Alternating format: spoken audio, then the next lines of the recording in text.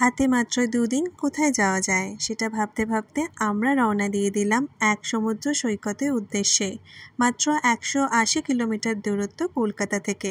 নমস্কার, আশা করি আপনারা সবাই ভালো আছেন। একটা নতুন ব্লগ নিয়ে আবার এসে গেছে আমি শ্বেতা। এই ব্লগে আমি আপনাদের দেখাবো আমাদের দীঘা তাজপুর ভ্রমণ। আশা করি এই ভিডিওটা আপনাদের খুব ভালো লাগবে আর আপনারা বোরও ফিল করবেন না। ঘড়িতে বাজে 10:30 আর আমরা শেরি পাঞ্জাব থেকে বেরিয়ে পড়েছি। শেরি পাঞ্জাব থেকে তাজপুরে মাত্র 110 কিলোমিটার ডিস্টেন্স বাই রোড। আমি জানি আপনারা অনেকেই জানেন যে তাজপুর কি করে যেতে হয়, কিন্তু আমি তাও যেহেতু আমি ট্যুর ব্লগ শেয়ার করছি, আমি আপনাদের জানাবো তাজপুরে যাওয়ার জন্য কি কি অ্যাভেলেবেল ট্রান্সপোর্ট আছে। গাড়ি ছাড়াও কলকাতা থেকে তাজপুর যাওয়ার সবচেয়ে ভালো ওয়ে হলো ট্রেন। মাত্র 3 ঘন্টা লাগে সময়, আর ফেয়ার 430 থেকে মাত্র 2500 টাকার মধ্যেই কিন্তু আপনারা তাজপুর পৌঁছে যাবেন ট্রেনে। এছাড়াও আপনারা কিন্তু বাসেও যেতে পারেন। বাসগুলো হচ্ছে ধর্মতলা থেকে ছাড়ে, আর আমি যেখানে থাকি তার নিয়ারেস্ট স্টপেজ হচ্ছে বারুইপুর। বারুইপুর থেকেও ডিরেক্ট দীঘার বাস ছাড়ে। শেরি পাঞ্জাব থেকে তাজপুর যাওয়ার পথে আমরা একবার হল্ট করেছিলাম, সেটা হচ্ছে একটু ডাব খাওয়ার জন্যে। ডাবের জলটা খেয়ে মনটা যেন একদম শান্তি হয়ে গেছে। ওয়েদারটা ভালো হওয়ার কারণে আমরা কিন্তু সমুদ্রের লু অনুভব করতে এখনও পাইনি। আপনারা অনেকেই তো দীঘা তাজপুর প্রতি বছরই আসেন, তাই আপনাদের কাছে এটা কিছু নতুন ব্যাপার নয়, কিন্তু আমি এসেছিলাম সেই লাস্ট 2017-এ। দীঘা যাওয়ার রাস্তাটা যেমন ওয়েল ডেকোরেটেড আর খুব স্মুথলি যাওয়া যায়, ওয়েল পিচড, কিন্তু এই তাজপুর যাওয়ার রাস্তাটা কিন্তু অতটাও ভালো ছিল না। ঘড়িতে বাজে বেলা 1টা আর আমরা পৌঁছে গেছি আমাদের হোটেলের কাছাকাছি। এইটা হলো হোটেল তত্ত্বরেখা।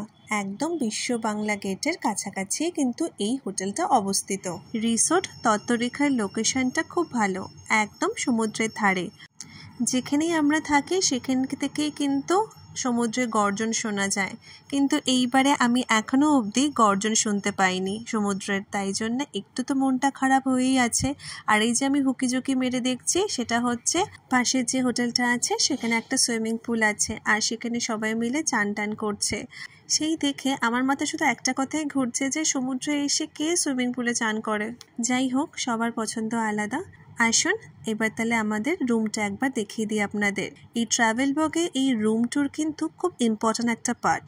আমরা এই সেকেন্ড ফ্লোরেই 4 জনের জন্য 2টো রুম নিয়েছি। এটা বলা যেতে পারে কাপল রুম আর ডরমেটরি রুমও এটা বলা যেতে পারে। এখানে আমরা 2 জনই থাকবো, কিন্তু রুমটা কিন্তু অনেকটাই বড়। ইন্টেরিয়রটা দেখে লিটারালি খুব ইমপ্রেসড আমি। একটা কিং সাইজ বেড আছে আর তার সাথে একটা কাউচ আছে। রুমটা দেখতে খুবই ভালো।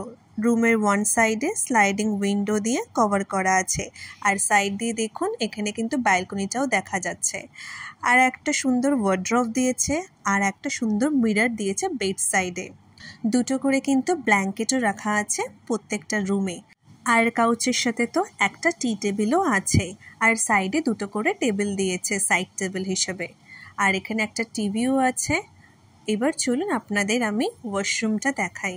ওয়াশরুমে ফার্স্টে আমরা ঢুকেই দেখি একটা WC আছে, shower available, vanity and mirror. খুবই নিট অ্যান্ড ক্লিন। আর ওয়াশরুমটা ঠিক একদম এন্ট্রান্সের পাশেই। এই রুমগুলো কিন্তু এক্স্যাক্টলি সি ফেসিং নয়, এই রকম রুমগুলোকে বলে সাইড সি ফেসিং। আর আমাদের ব্যালকনি থেকেই কিন্তু দেখা যাচ্ছে একদম তাজপুর সি বিচ। এই যে আমি আপনাদের এত কিছু দেখালাম, তার মধ্যে ছিল এটা হচ্ছে বেস্ট পার্ট। আমাদের ব্যালকনি থেকেই কিন্তু একদম সি ভিউটা দেখা যাচ্ছে। আজকে 28 মার্চ আমরা চেক ইন করলাম, আর কাল 29 মার্চে কিন্তু আমরা চেক আউট করে যাব। তত্ত্বরেখার একটা খুব ভালো জিনিস সেটা হচ্ছে এখানে কিন্তু প্যাকেজ সিস্টেম আছে। পার হেড আপনাদের লাগবে 1750 করে, রুম উইথ ফুডিং। আর ফুডিংয়ের মধ্যে আপনারা পেয়ে যাবেন lunch, dinner and snacks and পরের দিনের ব্রেকফাস্ট। বিচে তো আমি অবশ্যই আপনাদের নিয়ে যাব, তার আগে চলুন আমরা লাঞ্চটা করে নিই। লাঞ্চে আমরা কি কি খেলাম চলুন একবার দেখে নিই। প্লেন রাইস ছিল, স্যালাড, তার সাথে ঝুরি আলু ভাজা, ডাল, একটা লেবু দিয়েছে, আর তার সাথে ছিল একটা সবজি, চাটনিও দিয়েছিল, আর অপশনালে ছিল আমাদের ফিশ, কারি, আর না হলে হচ্ছে চিকেন কারি। ফিশ কারির মধ্যে আমরা নিয়েছিলাম হচ্ছে পমফ্রেটের কারি, আর যারা চিকেন খায় তারা চিকেন কারিও তারা কিন্তু নিতে পারে। এর মধ্যে আর একটা অপশন আছে, সেটা হচ্ছে ডিম ভাজা। কেউ যদি চিকেন বা মাছ কিছুই না খেতে চায়, ডিম ভাজাও তারা কিন্তু খেতে পারে। যদিও এটা ফুড ব্লগিং নয়, তো কিছু কিছু ফুড রিভিউ আপনাদের কিন্তু আমি দেব। ডাল, ভাত, শুক্তো এই তিনটে জিনিস কিন্তু খুবই টেস্টি করেছিল, কিন্তু মাছের যে আইটেমটা করেছিল পমফ্রেট যে কারি, পমফ্রেট কারিটা কিন্তু একদমই টেস্ট ছিল না। টেস্টটা একদমই ভালো না, কিন্তু মাছটা ফ্রেশ ছিল, তাই জন্য আমাদের অসুবিধা হয়নি, কারিটা ওরা ঠিকঠাক করতে পারিনি। এরপর কিন্তু আমরা সি বিচে যাবো, তাই জন্য তাড়াতাড়ি করে চলুন আমরা খাওয়াটা কমপ্লিট করে নিই। আর ওয়েট না করে আমরা সিধা চলে গেলাম সি বিচের ধারে। সি বিচে যাওয়ার আগে কিন্তু একটা জায়গা পড়বে, সেই জায়গাটা কিন্তু খুব সুন্দর। চলুন আপনাদের তাহলে এবার দেখাই। ঘুরতে যেতে তো সব জায়গায় ভালো লাগে, কিন্তু সমুদ্রের প্রতি যেন একটা আলাদাই টান অনুভব করি, তাই জন্যেই বারবার ছুটে ছুটে আসি এই সমুদ্র সৈকতে।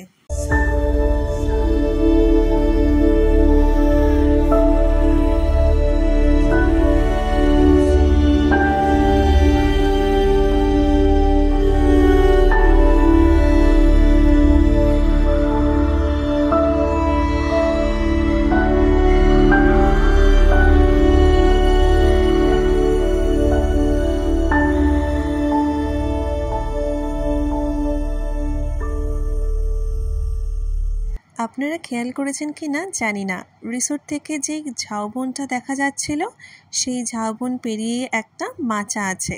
সেখানে সুন্দর খড়ের ছাউনি দেওয়া, আর কিছুক্ষণ সময় কাটানোর জন্য কিন্তু একদম বেস্ট প্লেস বলা যেতে পারে। আর আমরা কিছুক্ষণ এই মাচাতেই কিন্তু বসেছিলাম, কারণ কিছুক্ষণ একটু বৃষ্টি হচ্ছিল, তাই জন্যে আমরা নিচে নামিনি। তাহলে এবার চলুন আমার সাথে আসুন তত্ত্বরেখার প্রাইভেট বিচে যাওয়া যাক, যার জন্য এত দূর থেকে আমাদের আসা। না, এইবার কিন্তু অল্প অল্প শোনা যাচ্ছে সমুদ্রের গর্জন। আমরা যখন থেকে এসেছি তখন থেকেই কিন্তু সমুদ্রেতে ভাটা চলছিল, তাই জন্যে গর্জন তো ছিলই না, আর সমুদ্র অনেক পিছিয়ে গেছিল।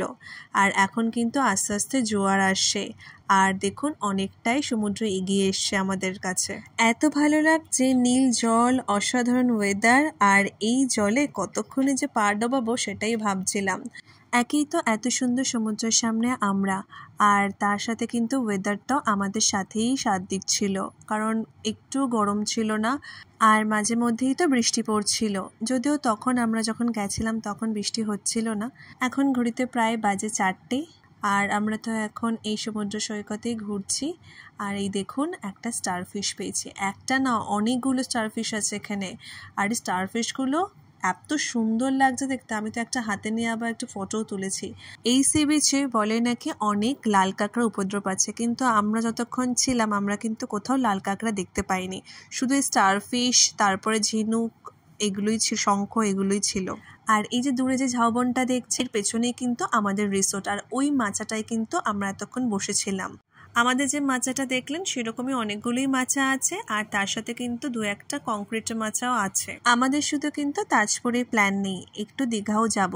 তো চলুন এবার আমরা দীঘার দিকে রওনা দেব। দীঘাতে আমরা জাস্ট যাব, গিয়ে ঘুরবো, টাইম স্পেন্ড করব, তারপর আবার রাত্রেবেলা ব্যাক করব। আমরা বলতে বলতে কিন্তু দীঘার দিকে রওনা দিয়ে দিয়েছি অলরেডি। আমার এই ভিডিওটা আমি এখানেই শেষ করব। আমি আবার নেক্সট ভিডিওটা নিয়ে আসবো। দীঘাতে আমরা কি কি করলাম, দীঘাতে আমরা কি কি দেখলাম, কি কি খেলাম, সব কিছু আপনাদের সাথে আমি শেয়ার করব। আর যদি আপনাদের এই ভিডিওটা যদি ভালো লেগে থাকে, তাহলে একটা লাইক আর একটা কমেন্ট অবশ্যই করবেন, যাতে আমি বুঝতে পারি যে আপনাদের কেমন লাগছে। আর অবশ্যই সাবস্ক্রাইব করে দেবেন যদি এখনো কেউ সাবস্ক্রাইব না করে থাকে। তাহলে আসি, আবার দেখা হবে আমার নেক্সট ব্লগে। টাটা।